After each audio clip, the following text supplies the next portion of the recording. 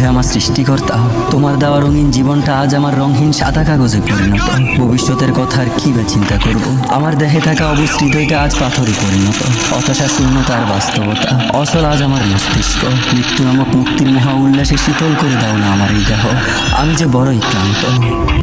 হঠাৎ কিছু বেদুইন লোক যাদের মধ্যে সভ্যতার ছোঁয়া লাগেনি, তারা এসে রাসূল ইসলামকে ডাকতে আরম্ভ করলো, ইয়া মুহাম্মদ উখরুজ ইলাইনা, এই মুহাম্মদ বেরো বেরো, কথা আছে। মনে হচ্ছে বন্ধুকে ডাকতেছে। বনু তামিম গোত্রের লিডার কে হবে এটা নিয়ে ডিসকাশন হচ্ছিল। তো আবু বকর রাদিয়াল্লাহু তাআলা আনহু বললেন, আমি চাই উনি হোক লিডার। ওমর ফারুক বললেন, না না না, উনি না, আমি চাই ইনি হোক। দুইজন তর্ক বিতর্ক করতে করতে ওনাদের কণ্ঠটা রাসূল ইসলামের কণ্ঠের চাইতে একটু উঁচু হয়ে গেল। তো রাসূল ইসলাম সামনে বসা, ওনার সামনে উঁচু গলা করে কেউ কথা বলবে এটা আল্লাহ বরদাস্ত করলেন না। আরশের উপর থেকে আল্লাহ তাআলা আয়াত নাজিল করলেন, লা তারফাউ আসওয়াতাকুম ফাওকা সাওতিন নবী। যারা হজ উমরা করেছেন আপনারা দেখবেন যে রাসূল সাল্লাল্লাহু আলাইহি ওয়াসাল্লামের পবিত্র কবরের উপর এই আয়াতটা এখনো লেখা আছে। কবরের সামনে যে ধৈর্য ধারণ করতে পারে না, হাউমাউ করে কাঁপতে ইচ্ছে করে, কিন্তু ওখানে আওয়াজ করা যায় না, কারণ ওখানে লেখা, লা তারফাউ আসওয়াতাকুম ফাওকা সাওতিন নবী। খবরদার নবীর কণ্ঠের চাইতে যেন তোমাদের কণ্ঠ উঁচু হয়ে না যায়। যদি যায় তোমাদের আমলগুলো বাতিল হয়ে যাবে। আল্লাহ তাআলা এখানে আদব শিক্ষা দিলেন যে রাসূল সাল্লাল্লাহু আলাইহি ওয়াসাল্লামের সামনে কথা বলতে গেলে খুব ভদ্র ভাষায় কথা বলতে হবে, শালীন ভাষায় কথা বলতে হবে। আর মনের আশা পূরণ করে দিও আল্লাহ।